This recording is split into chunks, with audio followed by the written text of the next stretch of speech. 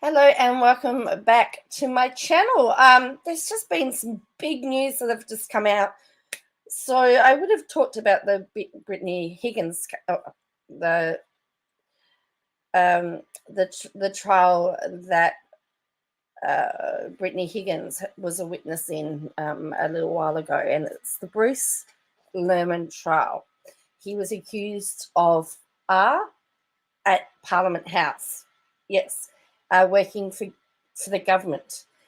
And the jury has been deliberating for over 5 days. They had been asking for more time.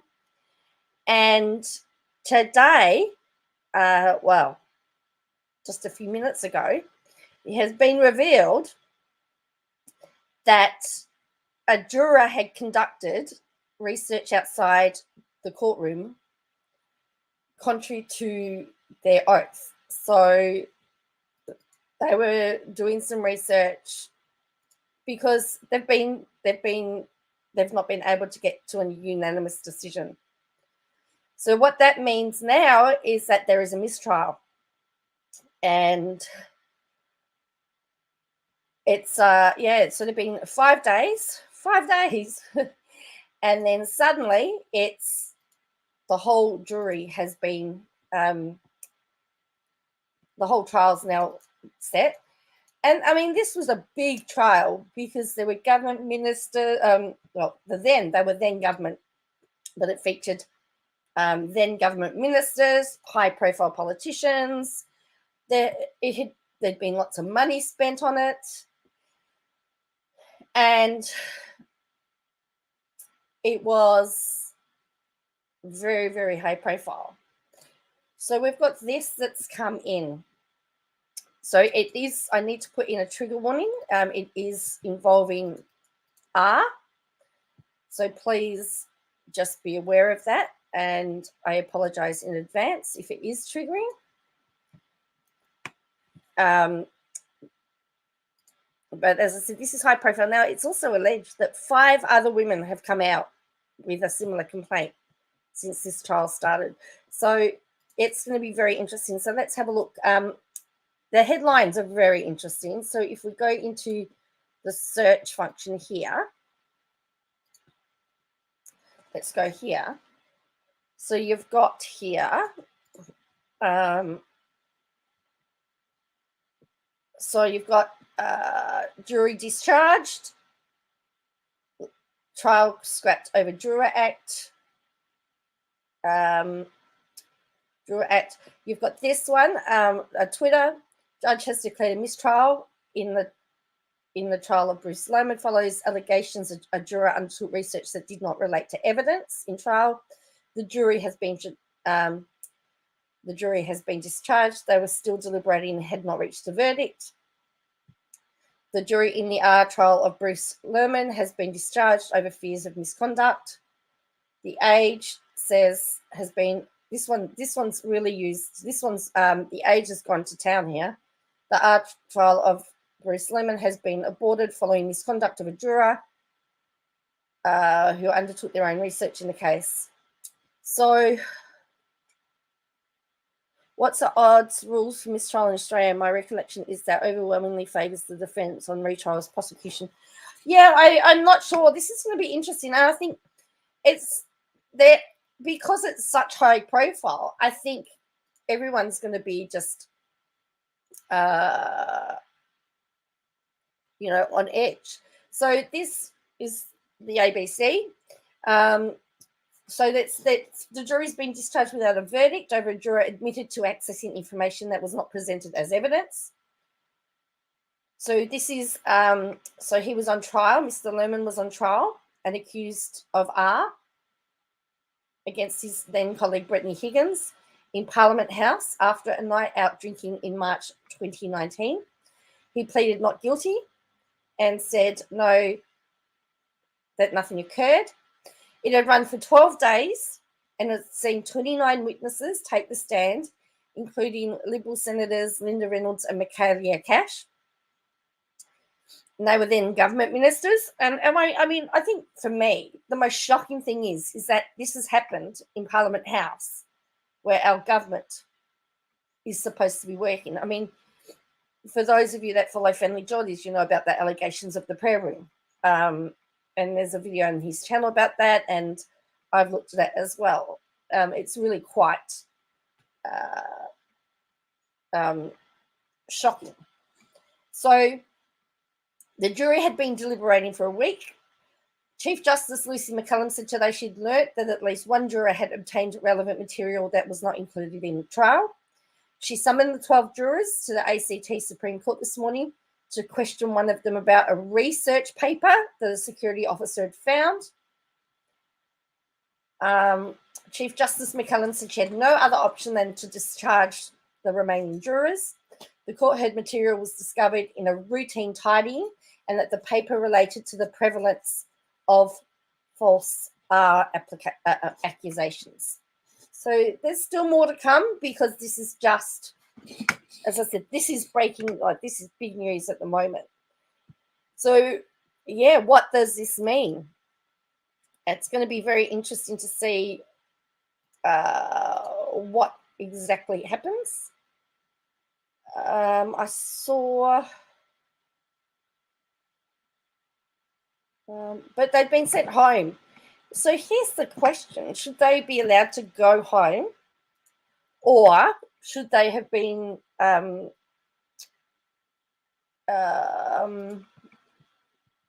you know, because I know some put them up in hotels where, you know, they're under security. I mean, for these high profile cases,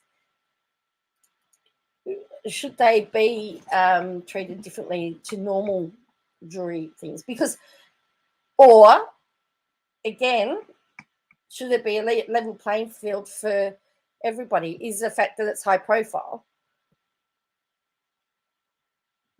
which is, I've got moral issues with jurors not being allowed to do their own research with probably physics down under. Planchette says should have stayed in the hotel. Yeah, I mean, well, I think for me, you should, you know, it should be the same. I mean, I know that his lawyers, Bruce Lehrmann's lawyers, are going to say this is high profile.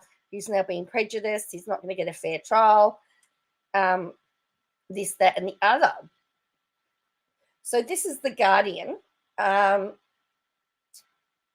So, as I said, this has put 12 days of court time.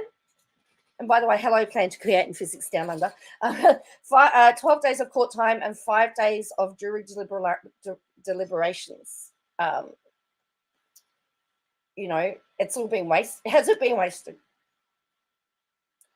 So the entire jury of the Bruce Lehrmann trial has been discharged. Okay. There's actually just been another story, another decision made. So I'll go back to that. So after a juror was found to have conducted their own research and brought a research paper on SA into the jury room, the ACT convened on Thursday morning and heard that a juror conducted research outside the jury room. The juror had brought a research paper on SA, which attempted to quantify the number of false complaints and interrogate the reasons for making false complaints. The use of the research paper was contrary to at least 17 directions from the trial judge not to conduct their own research or inquiries. The paper was discovered accidentally by a sheriff's officer while cleaning. The sheriff's officer accidentally bumped one of the jurors' plastic folders and noticed the research paper spilling documents. The Chief Justice, Lucy McCullum, said she had no choice but to discharge all 4 jurors. She said that meant she had to discharge them all. Sorry, she had no choice but discharge one of the jurors, but that meant they all had to go. It has come to my attention that one of you, contrary to directions, has undertaken research in relation to the case, and that material has entered the jury room that ought not have. I have heard an explanation, and it may be that no harm has been done, but that is not a risk I can take in the circumstances. I have discharged that juror, and I have to discharge you all. In the judgment explaining her decision, McCallum said the juror had told the court that the document had not been used or relied upon by the jury in its deliberations. In the circumstances, it is appropriate to regard that evidence with some skepticism, she said. During the course of the trial, on my calculation, I must have given the jury at least 17 directions not to conduct research of their own. McCallum said that in New South Wales, such conduct may have warranted an offence. There is no such offence in the ACT, the court heard. It is beyond question that the conduct of the juror is such as to abort the trial, she said. Both counsel, the prosecutor, and the accused agreed with my decision in that respect. It should go without saying that this is both an unexpected and unfortunate outcome of this trial. The sheriff's officer's actions were praised by McCallum, saying the officer showed courage, integrity, and good sense. The court is fortunate indeed to be served so well. The jury had been deliberating since last Wednesday and had earlier told the court it had been unable to reach a unanimous verdict. McCallum asked them to continue trying to reach a unanimous decision on Tuesday, and the jury had been deliberating since. It spent another full day deliberating without result and was due to return Thursday to continue work. So Lehrmann is accused of Brittany Higgins, in the early hours of the 23rd of March 2019, and he has pleaded not guilty to one count of sexual intercourse without consent. Now, here is the thing. While my phone's so I get all these alerts on my phone, I've just had an alert. So the judge has just made a decision as to what to do, and I'm just going to pull that up. Just going to refresh this because, again, it's breaking. Where is it? I just updated that. So he's going to face retrial. So the judge has decided that there will be a retrial. It is going to occur on February 23, and he has been granted bail until the 20th of February. So you think about now what happens there. I mean, you've got the victim now going to have to relive all of that again. There's no closure. So it's a pretty big, well, she's going to have to, and I know that she broke down over evidence. She went through horrible allegations from the defense. Defense tried to imply that she was asking for it. Yes, they did. They went there. Yes, they did go there.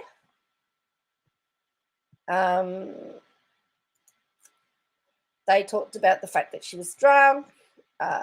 They talked about her clothes, etc., etc., etc., which is really disgusting. But I guess that's part of the cross-examination process. I don't agree with it. But now, on February 23, it's all going to be relived again. So let's have a look, see what I can find. So it looks like the ACT has their own little, what I can find about mistrials and stuff like that. So,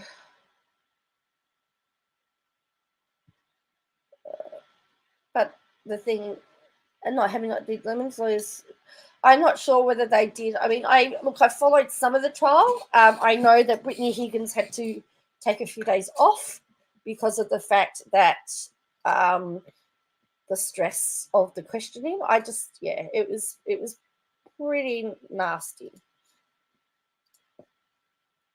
what she went through, and they, as I said, they're going to have to call back Michaela Cash. I don't know how the mistrial will work. I don't know whether they will say this is the evidence you gave do you still swear the evidence? But then again, you've got a new jury. So yeah, it's definitely going to be interesting as to what happens here. But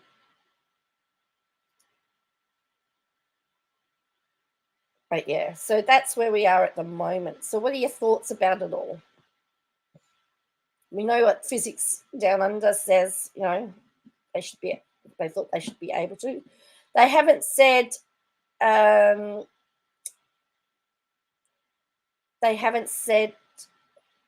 how it had to be unanimous, and all we know is that it wasn't unanimous, that there was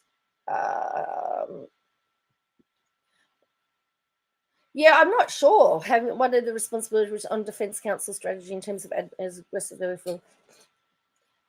It'll be interesting to see what changes. But as I said, he's now out on bail again. He's out on bail. He's released on bail. And February 23, it all starts again. So, yeah, I'd be, you know, what are your thoughts on that? And I guess this is a more important question. What does that mean for future victims? Is this really going to stop them now from wanting to report crimes because of something that's happened?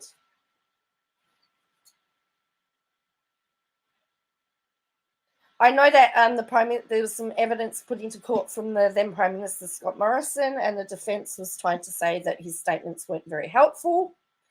There has been a whole pile of stuff. I mean, as I said, we know that there was, and I don't know whether it is, but there was a really poor culture at the time regarding with the allegations regarding the prayer room. So there seemed to be really poor culture.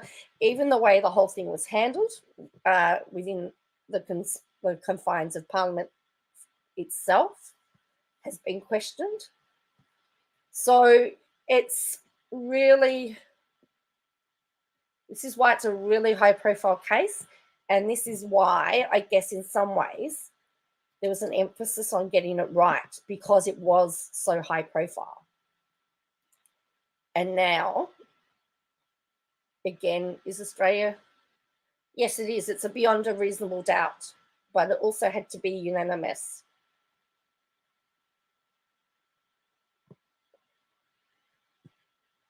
So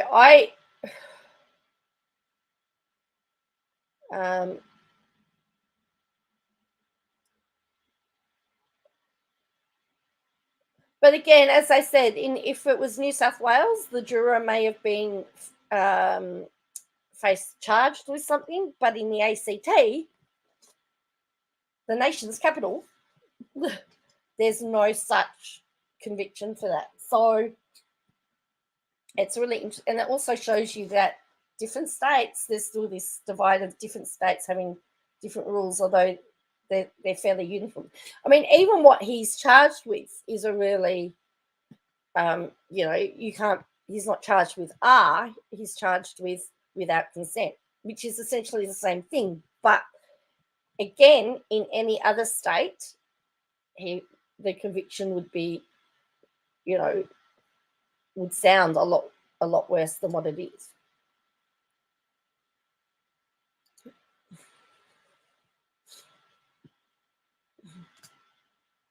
So there you go.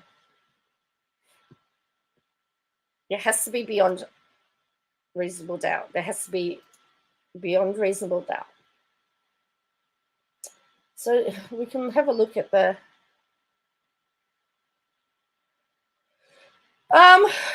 good question. So let's have a look at the Crimes Act of ACT, okay?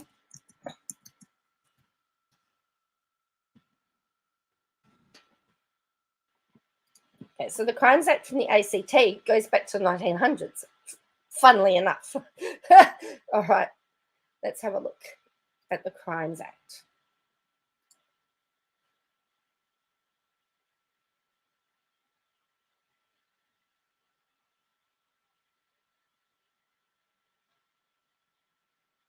So, stalking a fray. Here we go. Oh dear. Wowzers. All right. Here is the kinds that I'm going. Well, what I'm saying is wowzers is that some of these are interesting. So I need to go make the physics. So this is the Crimes Act of 1900 for the Australian Capital Territory. Okay, so offences of the person. So you got definitions here: essay in the first degree, essay in the second degree. He was charged for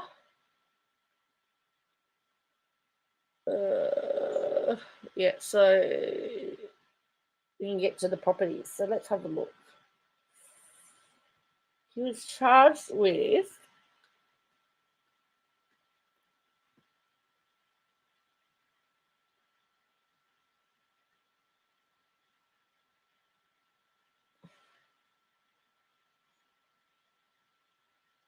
we need to go make physics.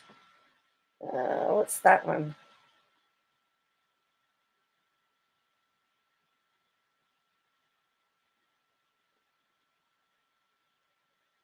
Wow. Yeah, they've got some interesting. They've got some really interesting laws there, haven't they?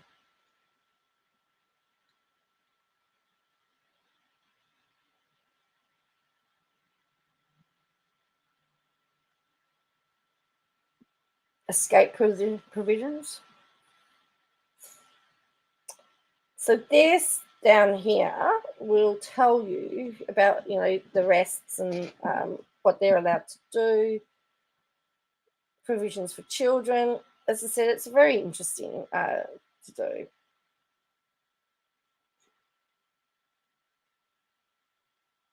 So anyway, so I can do some more. I'll do some more investigation into that. But this is the Crimes Act. So this is what he would have been charged under. So, and my video's gone orange, and I guess that's probably for good reason as well. So that's okay. We'll leave it orange. But oh, there we go. This is it. He's been charged with this one. Here we go. So this is this is the crime he's been charged with. He's guilty of a punishment for 12 years. However, for an aggravated offence, it's 15 years.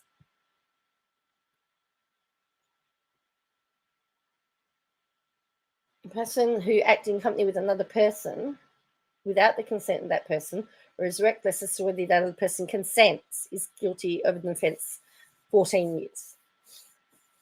For this section, proof of knowledge or recklessness is sufficient to establish the element of recklessness. So this is what he's been charged with. So he's either going to get a maximum of 12 years.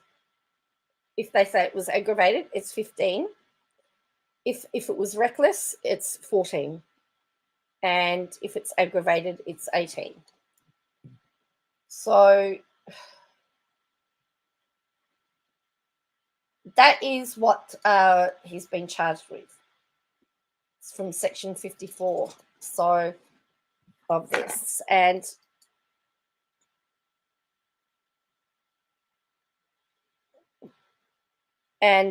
of course they define what that means, and they've had to make amendments to what that means because of trans people and same-sex relationships and everything like that. So it's all been different. So let's have a look. ACT Supreme Court.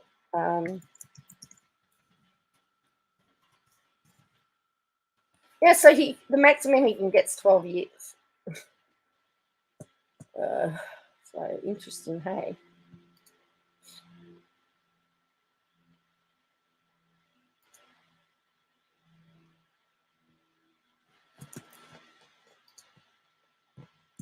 So, but how is everybody going? It's still raining here. We actually have the World Cup cricket here at the moment. And it's very unusual to have so many matches interrupted by rain. So remember, Australia has the presumption of innocence, that you're innocent unless you're proven guilty. So there's still the presumption of innocence, and it's the beyond reasonable doubt. So that's where we are. So anyway, that's where we stand. I'm interested, if you're on the replay crew, I'm interested to see what you think, particularly about the fact that it's going to have to be retried. I'll try and do some research into what that means, particularly for the ACT, because again, I don't know much about retrials, mistrials. Mistrials usually get no publicity, but this is such a high-profile case, as I said, involving senators from our federal parliament having to give evidence again.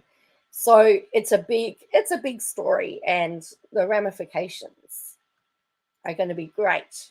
And unfortunately, the alleged victim, or the victim, has to relive it all again, and she's got to go through retelling her story again. So look, I don't know whether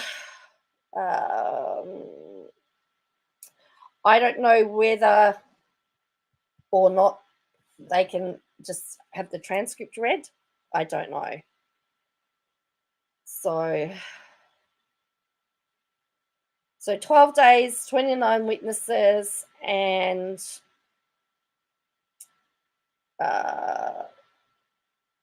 5 days of deliberation is what it was.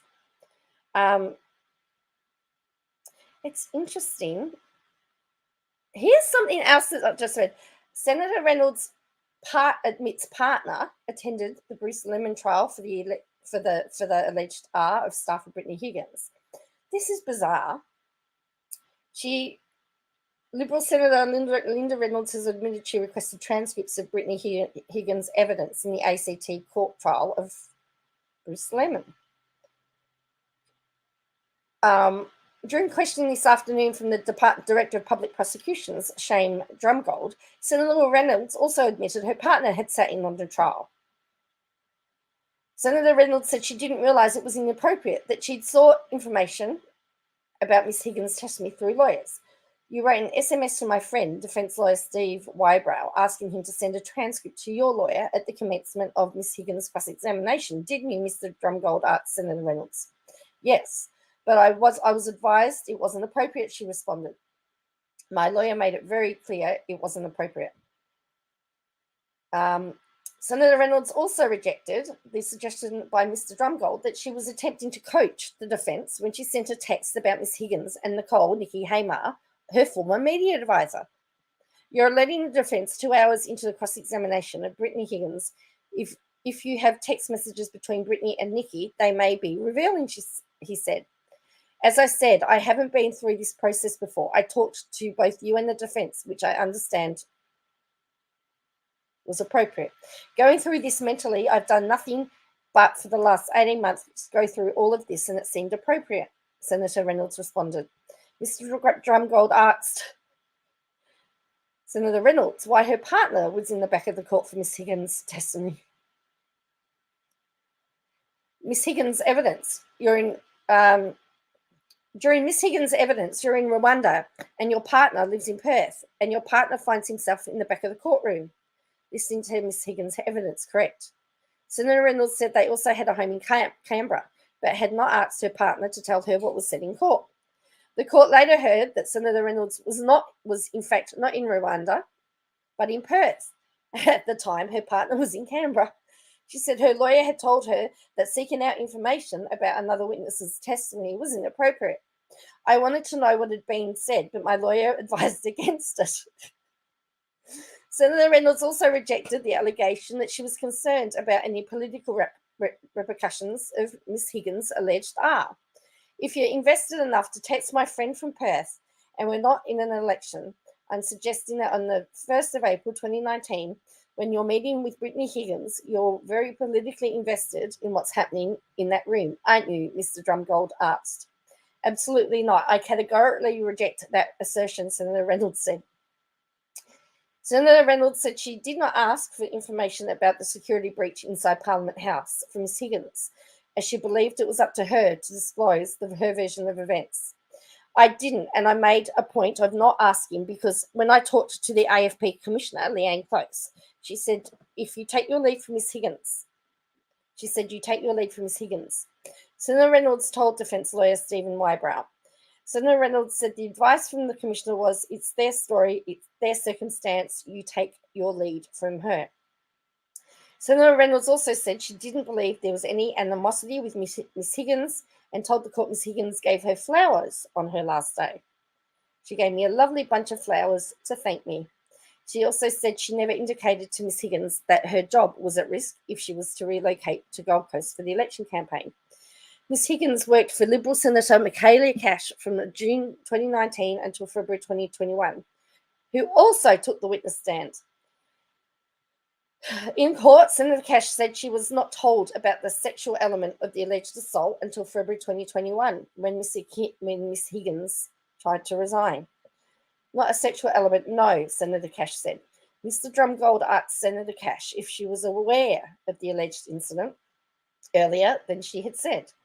The question I'm putting to you, that you were fully aware in October 2019 that Brittany Higgins has made allegations that she was SA'd by Bruce Lehrmann, he said. I can't accept that, Senator Cash said. I don't accept that. Mr. Drumgold asked Senator Cash if it would be a political issue for her party if the allegations were to be released publicly. Absolutely not. I don't know how it could be politically embarrassing, she responded. Mr. Drumgold also asked Senator Cash if she denied any knowledge of the event in court.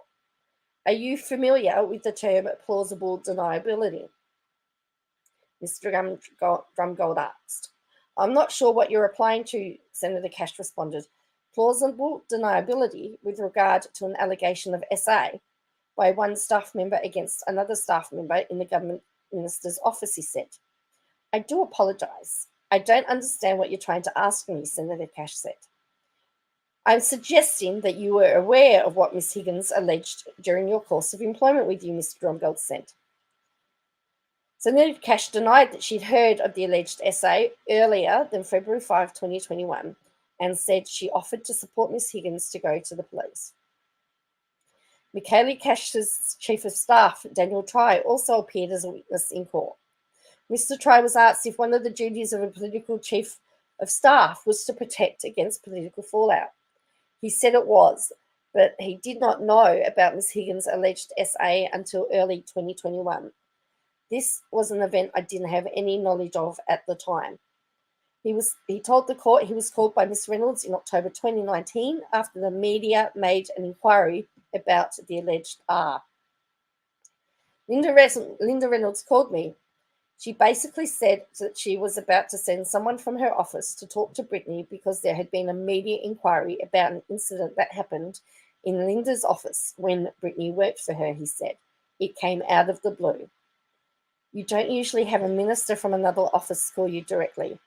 When asked what Senator Reynolds told Mr. Try, he said the conversation was vague. Didn't go into detail, but said it wasn't Brittany's fault, basically. Looking back, it seemed she was careful not to go into detail. However, Mr. Try maintained that he did not know about the alleged assault until early 2021, when Miss Higgins told him in a meeting in his office.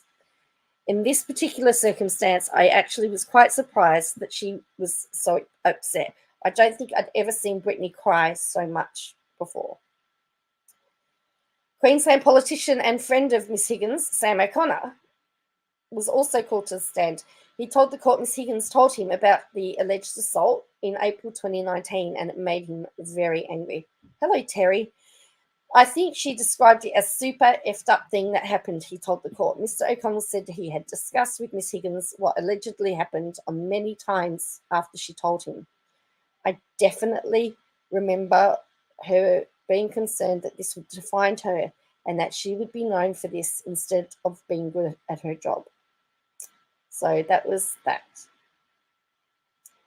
And then there was times where and the other thing was there was times where the court was closed and everybody was out of the court because of cross-examinations and the details to be released. So as I said, it was a pretty big and important trial.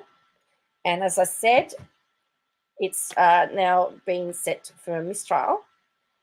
And it's a bit of a mess. So February 23, the retrial will commence. So as I said, it involves politicians, it involves Federal Parliament House, it involves allegations. So as I said, under the ACT Crimes Act, the charge is between 12 to 14 years jail if found guilty. So, and they will probably take the fact of the mistrial and everything into fact anyway during sentencing. But he's out on bail until the 20th of February, and the trial is due to start again on the 23rd of February. So that is the news, the big news for today. So I'll keep an eye on it. As I said, the alert came up and I went, wow. Joe, if you want to check it. Yes, I heard that. Darryl Brooks found guilty of all 67 counts. He defended himself. Wow. Yeah, look, I've seen a bit about Darryl Brooks, and I don't know, I have to admit, I don't know a lot about it.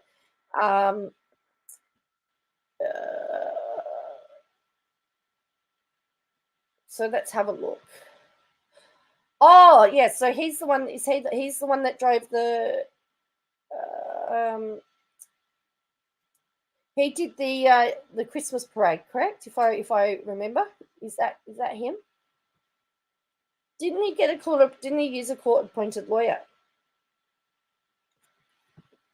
Well, that was a 3-week trial. 76 counts, including six counts of 6 counts of first-degree homicide. So is that a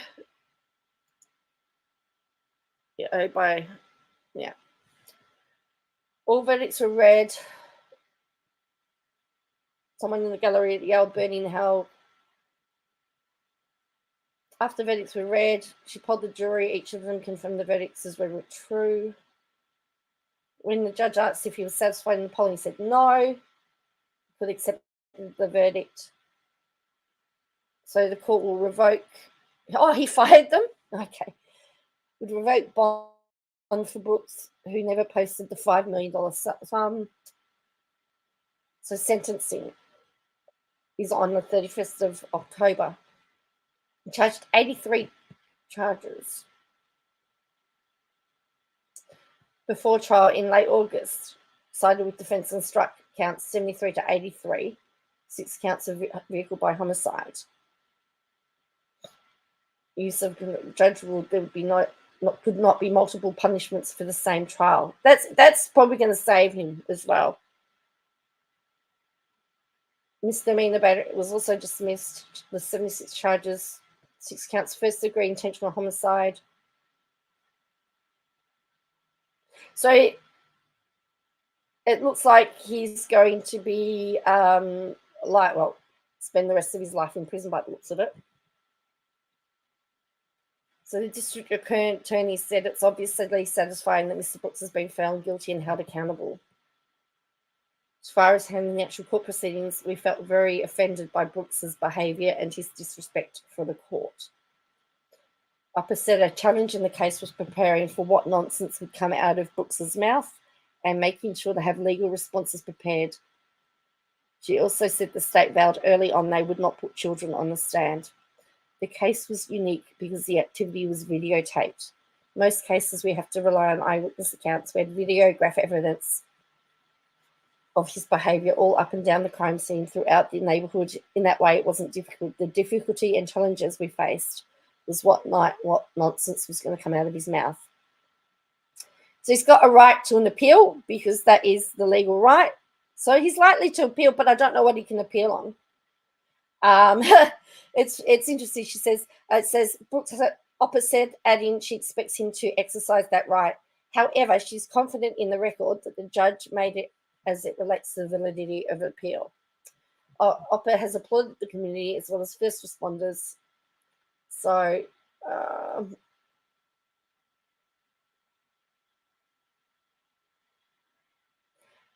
so everyone is saying that justice was served, that it's, you know, closure for the families.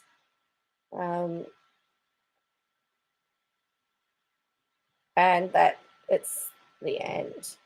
So, yeah.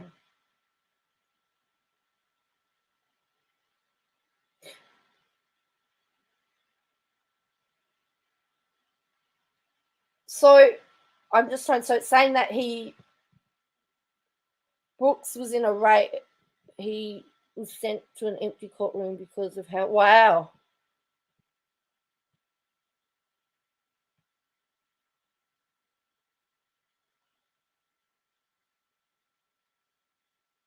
So it was a fight between. So from what I can see, it was a fight between his ex that started this, and wow.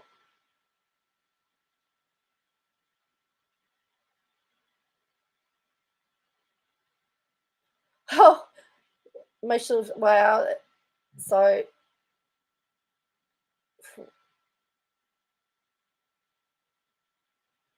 they're going through here. He was sent to an empty courtroom. Wow.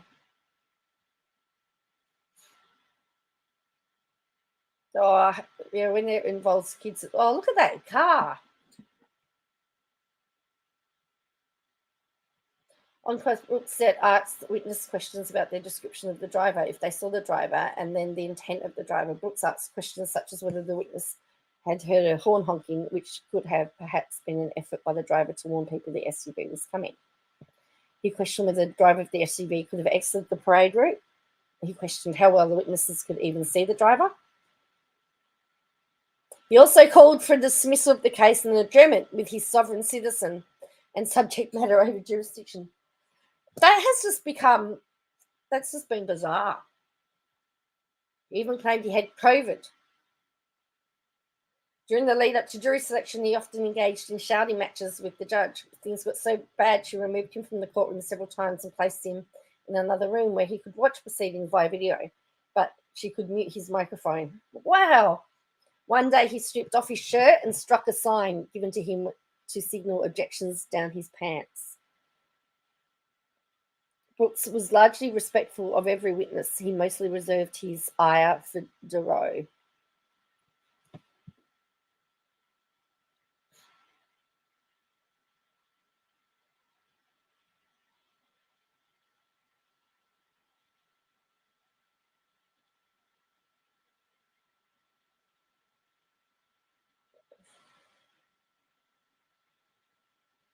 So very interesting.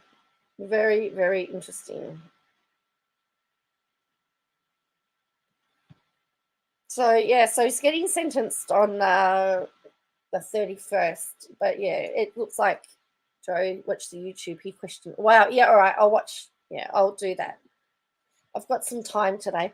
Feeling a bit lost at the moment because I've got no study at the moment, and like exams. I'm just waiting for my exam results to come through and then start my summer courses. He blamed God for his actions. Well, you know, it's funny how so many people don't believe in God until they can blame him for something. Oh, seriously, it's like God did this, God did this. I heard the voice of God. I was watching something the other day that where something similar happened. So anyway, all right. Well, I'm gonna go to say the other thing I just want to briefly mention is that Unirock has just tweeted this. Look at this. This is not helping. The company 7M Films has been dissolved. KJ wins again, I think. She has been on the thing about she's been all over 7M again. and but apparently 7M has now been dissolved. Now, if they've been dissolved, and due to the actions of some Minnesota housewife actions on her Twitter and Instagram, losses are going to be very, very easy to prove. So, well, yeah, and if they dissolve because of her, if they can prove a direct correlation between the people leaving the place and what she said about them, I mean, there's some, you talk about it's going to be easy to prove damages. Easy to prove damages. So she's going to be, as I said, she's going to be very careful. There are reasons why people don't talk during lawsuits, why they say don't discuss this. There's reasons why they say don't do it. And even her jumping up and down in glee and all of that, that all can be used. I have no doubt. And just because the company has been dissolved or something, there's still Robert Shin, there's still Miranda, and there's still Derek. She'll be, she's, I don't know if you've seen her, oh yeah, she's gone to town. So, because remember, it was individuals and the company. But that will all be, I mean, so it's going to be very interesting.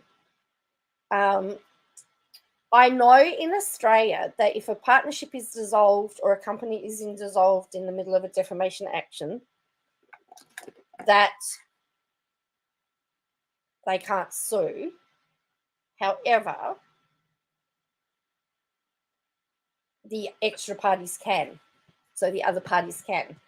So in Australia, if it was a defamation case in Australia, if 7M was dissolved, they would no longer be able to be a party to the action, but all the individuals would still go ahead without that party. However, it would be, I would argue, and if I was the lawyers arguing, I would state that it was because of the actions and the negligence and all of that. That was the reason why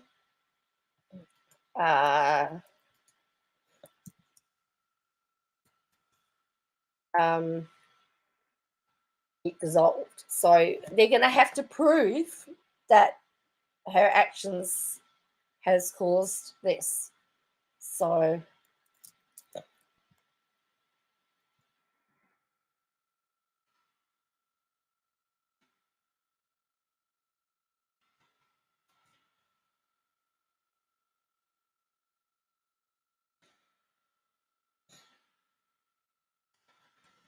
yeah, it's going to be very interesting.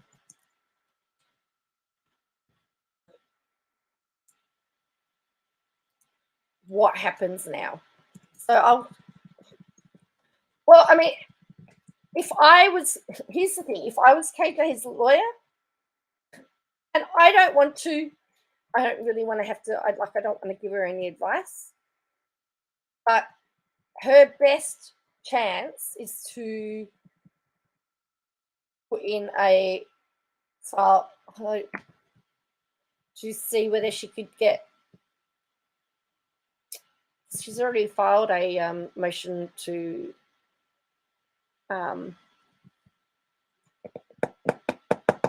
she's already filed, I don't know, and it was dismissed with prejudice. So to see whether, say, 7M's no longer around, they can't sue me anymore. I guess that's what I would be doing. But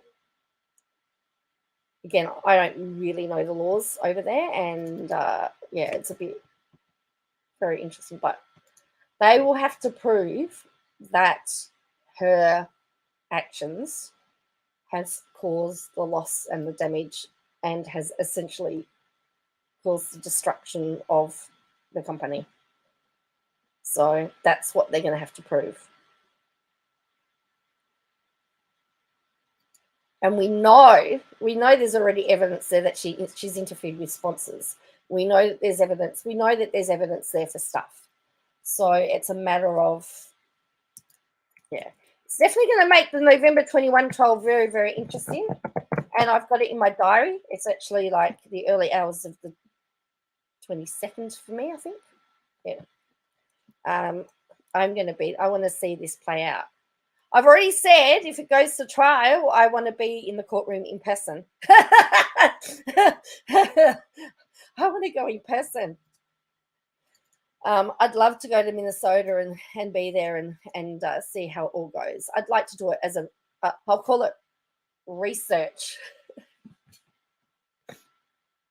So I'd be very interested to see what the law nerds or the law tubers have to say about this, how that affects the cases. But as I said, I know that if defamation, as I said, if there's a group of people suing and one person passes away, then that person is struck from the litigation and everybody else continues. If a business dissolves, but as I said, if they can prove that the business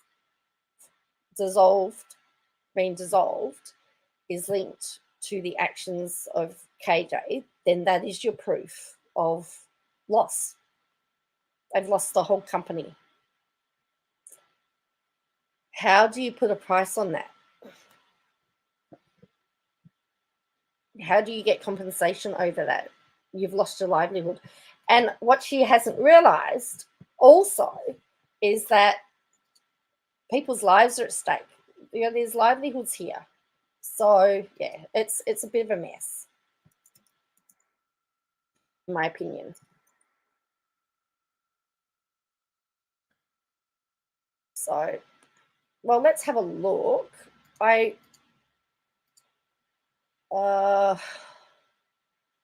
know it's all over. I know it's all over her Facebook.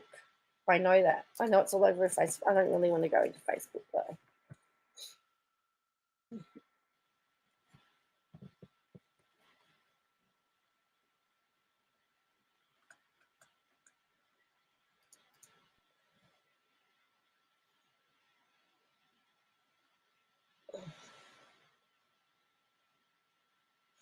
She's not posted anything since on her Twitter since ages by the looks of it. Yeah. No, I've just been seeing some stuff and it's like, no, you can't go there. You cannot go there. Don't do it. So, yeah.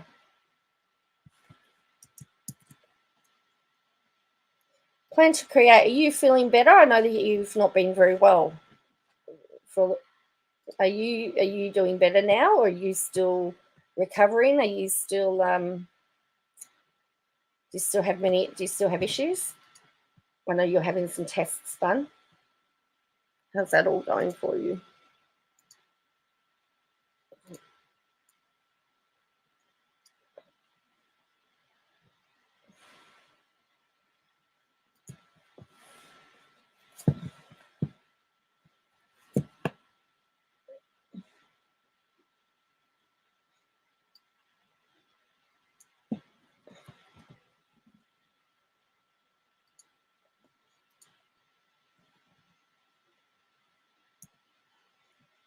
And yeah.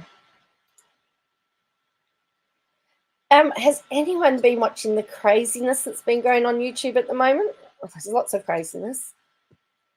I've been watching the Molly Go Lightly, Michelle. Still waiting for appointments next month, but oh no, you feel like you're getting worse? Oh no, that's horrible. I'm sorry to hear that. Sorry to hear that. Anybody been watching that? I mean, I've been so bored. I've been watching all of this stuff, and that Michelle Goes Live, which is a play off Molly Go Lightly, and wow, she had a rat run in her background, but she reckons it was a chipmunk. I don't know. It's bizarre. As I said, I watch lots of stuff. I don't comment on it because it just blows my mind a little bit. That one's blowing my mind. All of that. So, yeah.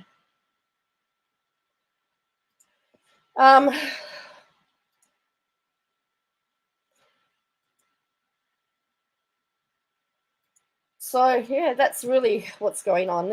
I don't really have much more to talk about unless people have stuff to talk about. I mean, let's just go there. Let's just go to Katie Joy because I think it's on Instagram.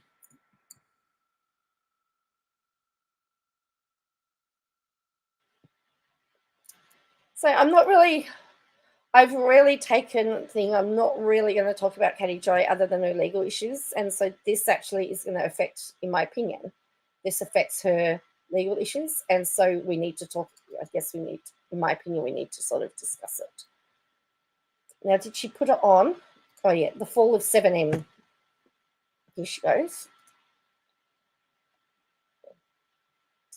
Robert Shin is continuing to lose members from his church and community that surround him for decades is starting to unravel. WACB reported a few months back that 6 of his dancers signed to 7M had cut ties with the group. Additionally, Robert's only daughter Chloe and his son-in-law and associate pastor of Shekinah announced their departure last month. We can now report that 2 long-life members have also left the church and were tied to Robert's real estate business. One of his primary brokers and lenders left the church over summer. Then on October 2, 2022, one of his agents also left the church and removed his real estate license under Robert's business. I can confirm both. I can confirm both have left the. She's swapping texts. So on one hand, she says WIOACB, and then she says, I can confirm. I can confirm that both have left the church and Robert's businesses. Both members had been with the church for more than a decade. According to a source I spoke with, the reports around alleged misconduct by Shin played a role, but there was far more to their decision. Their own experiences with the pastor contributed to their departure. So she said the alleged misconduct, that's hurt the link. With a large chunk of his real estate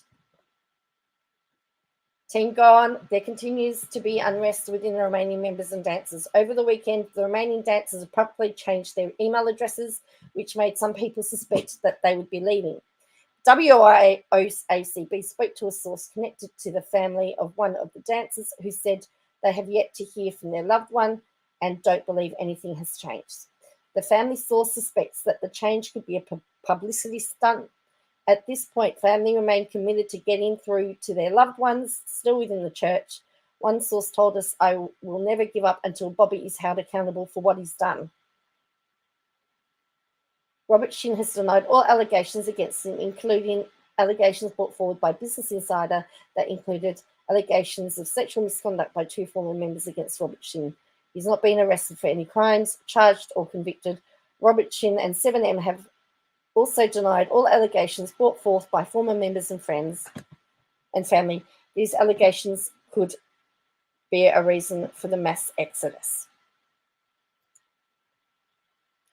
So, the allegations that she has perpetually spread as fact. So, yes, so that's her. Oh, yeah, there you go. 7M changed their email. So they're saying Amanda Derrick has changed. So remember, without a crystal ball received word that overnight the remaining dancers under 7M's film management abruptly changed their booking emails to new accounts. None of the dancers have listed 7M as their management bookings on Instagram. Without a crystal ball is sharing an example of 4 of their accounts, but I can confirm nearly all have changed their emails. The move is interesting as news broke by the US Sun late last night that Robert Shin is under investigation by the IRS. Without a crystal ball has previously reported that 6 other dancers and 3 longtime members cut ties with Shekinah Church and 7M since our reporting began in late February 2022. Bam! She has just stated she has just confirmed there that since she started on this crusade. While I work to sort out these details, I'll keep you posted developments. For now, there appear to be no dancers publicly tied to 7M, which means privately. What remains privately remains unknown.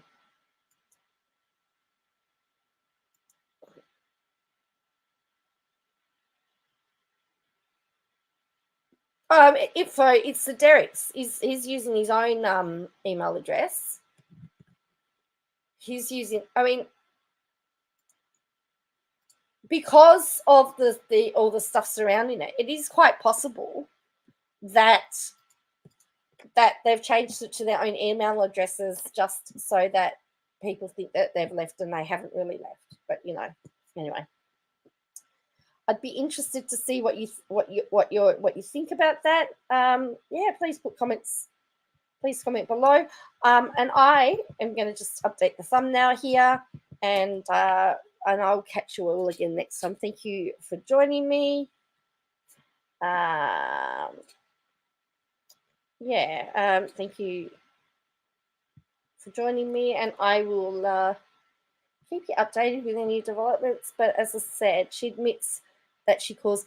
Yes, Terry, she's admitting that she's saying since I started reporting.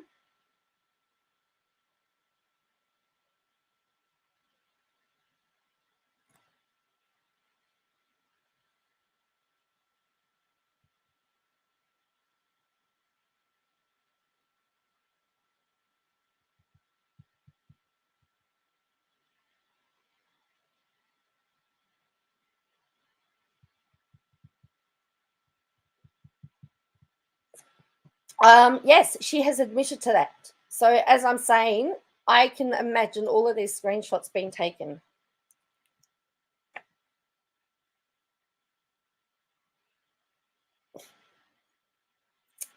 So, yes, she's admitted it. As I said, on that note, I'm going to continue on with my wet day. It's raining. Plan to create. I know is in a flood zone, and I know that she's had some issues with flooding. So I hope you can stay safe with all the rain Plan to Create, and anybody else in Victoria and around Australia that's suffering lots of rain and flooding. Stay safe. Please, please, please don't drive through floodwater. Please don't get stuck. I have an underpass near me that's always flooded, and every day, if they don't close the gate, some idiot tries to drive through it. It's just unbelievable. So anyway, I will I'll catch you all next time. Thank you for joining me. Please hit like and subscribe. I'd love to continue to have this channel to keep growing.